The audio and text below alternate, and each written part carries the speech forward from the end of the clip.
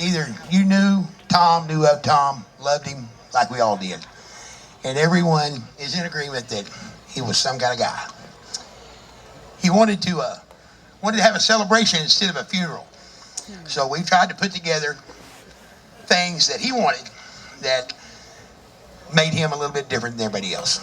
And as you can tell, there's quite an assortment here of musicians, artists, songwriters, drummers, and they all came for one reason, and that's to celebrate the life of Tom. For everybody that was able to come by and see Tom in his last days up at St. John's, it was unreal. It was absolutely surreal. The people that came transformed a sad event into something that was a happy, actually fun death for Tom. That's not an oxymoron, but he enjoyed himself. Every night I would ask him, "Do you have a good time today?" And he said, "Yeah." And when it came time to go, he said he was ready to go. And he faced death with the same courage that he had faced all of his health problems, for several years now. He was something else, man. What he wanted us to do here today, this evening, tonight, was to bring that love that was created up there in his final days to where everybody could enjoy it. And everybody could share all of his music, his love for music, his songs, the songs that he liked, and the artists that he liked.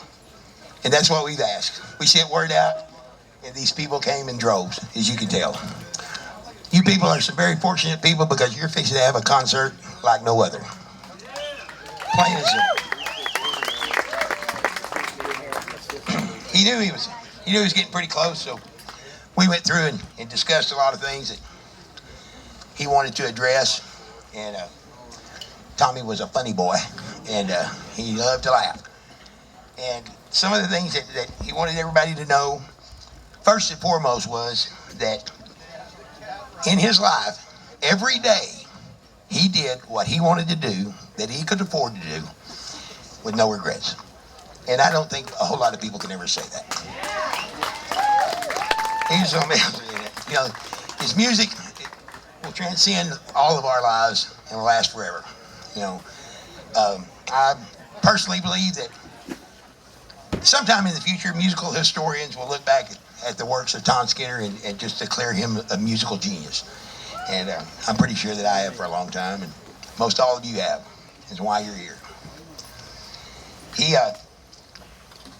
said he didn't have any regrets that he felt worthy of mentioning because he loved his life, he loved his family, he loved his friends, he loved music, and he loved to play music for anyone, anytime. He would tell me that he didn't have much money, but he considered himself the richest man in the world. And I had to agree with him. He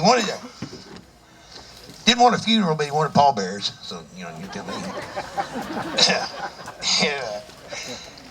He wanted his pallbearers to be the members of the Tom Skinner's Wednesday Night Science Project band members. Don Morris. Yeah! 70s porn star Jim Wade. Yeah! Eric Waldo Hansen. Mike used to be McClure. Mike Hall and Frenchie Kirk. So you guys can carry the box as well. And he also wanted to make a few shout outs to people, and he said that they'll know what he's talking about, and I hope so because they don't make sense to me. But anyway, he says to Red, Pancakes and Tears, to Al Lincoln on Tom's River, New Jersey, who bonded with him over Bruce Springsteen, to Bill Dodge in Hawaii, what about the bus status chick from the airport to the BOQ whom you spent 3 days with but denied picking up? To Flash Skinner, your grandpa wanted you to know that he's still a badass even in the afterlife. And to Jerry Skinner, he wanted to say, I'm sorry. And to Susan Herndon, he wants to know if you figured out which one it was.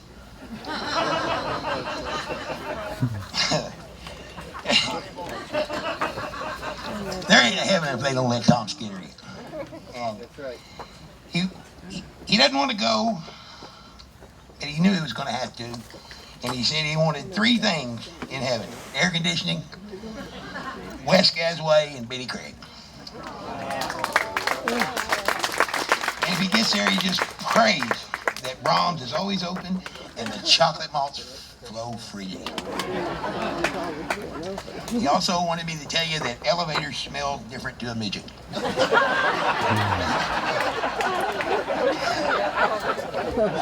There should only be one clown here today. And I don't see him, but Junior Showcase was the only one allowed to be in a clown suit, and he would not be allowed on the premises without one. He also demanded that our boy, Mike McClure, had to wear an Elvis outfit, including the cape and the scepter. And he has to wear it during the entire celebration, especially while he performs. And he must yell at Sonny and Red about Dr. Nick. He wants to hear that. He liked to joke, to tell a lot. One of the few that he could tell pretty good. And if you got young kids, cover them up for a second or something, but it's not too bad. 2 gay guys are sitting around the apartment board. One of them says, let's play hide and seek. And I said, why? He said, well, because I'm going to go hide, and if you find me, I'll give you a blowjob. He said, well, what if you don't find me? And he said, I'll be behind the piano.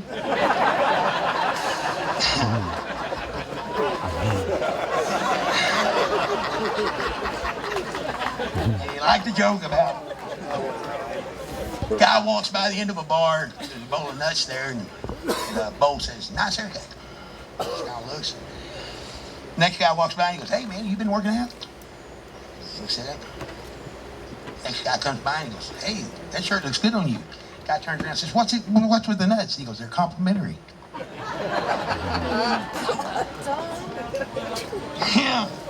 And then when he got to tell about a guy joining a hunting lodge, and they're taking the crowd around to show them the grounds and the hunting lodge stuff. And they get back up to the main lodge. The guy says, hey, you're just going to love this. We've got a bunch of old guys here that just have an incredible hunting story. And, if you like hunting, you're just going to love this. See that old guy over there leaning up against the fireplace? That's Willie. He's one of our oldest members. He said he's got great hunting stories. And one of them said, well, do you think he can tell us one right now? And he said, well, I'm sure he will. And I woke up, Willie, he said, Willie, these new potential members, they want a story about hunting. He woke up, he said, well, back in 48, we was out on Serengeti. We'd been hunting all day. I was wasted. Come upon this little oasis, and I laid down, I laid my gun up against a tree, and all of a sudden this lion come jumping out of the jungle, and rah! God damn, I just shit myself. And the guy said, well, I don't blame you, old man. The lion jumped out like me, I'd shit myself too. And he goes, no, right now when I went, rah!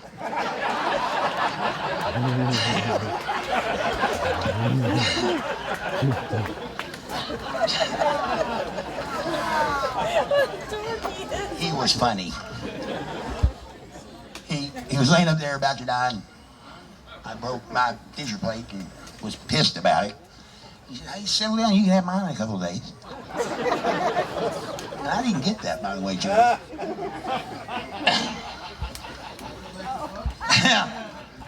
He left a legacy that will last forever. I don't think I've ever seen a group of more talented individuals in my life.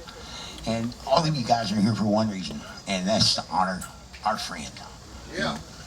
And he was a good friend. He was a friend to everybody. I'm sure these younger guys are going to be able to tell you stories about how that Tom inspired them or helped them or encouraged them or had me lie to them about they were being the best and shit.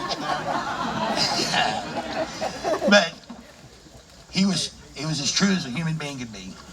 And he probably had the kindest soul I've ever met. So I would like now to bring up a couple of things.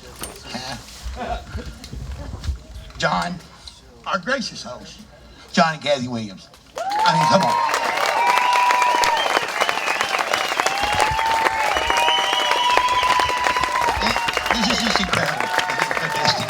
you know. And it's cost them a lot, time, energy, and money. And we have a donation jar up here, so you guys are getting to hear some of the greatest music in the world for free. So let's drop a little cash in the bucket, try to help offset some costs, and get a jumpsuit for McClear that doesn't have the legs cut out of it. John wants everybody to know that when you're driving around out in the field in the parking area, don't drive through the tall grass. If you grew up in a farm, you'll know what he's talking about. Basically, that means there's shit in there they didn't want to mow around.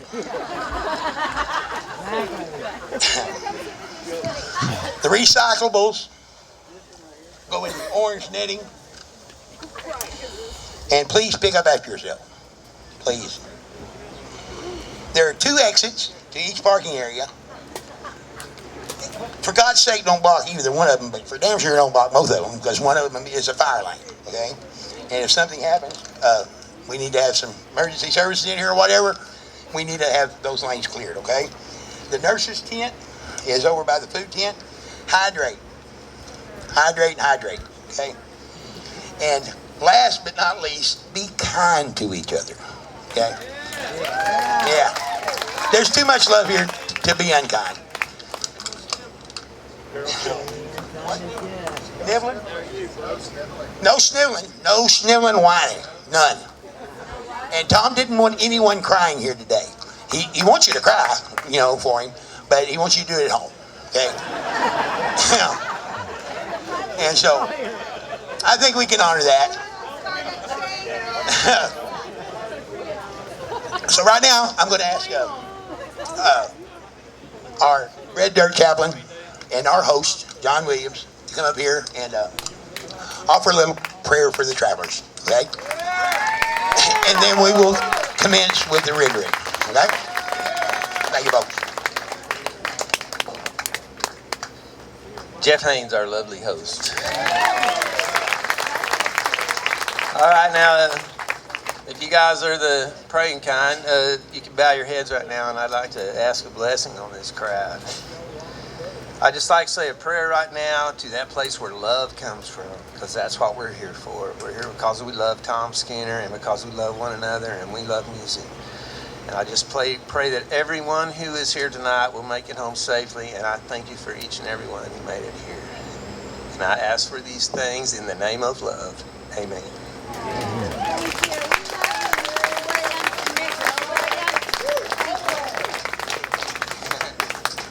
That's my brother-in-law right there. He's bodyguard too. Don't mess with him.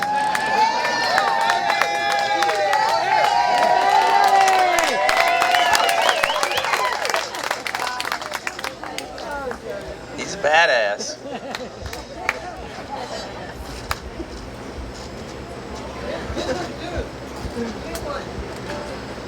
We got 2 bodyguards.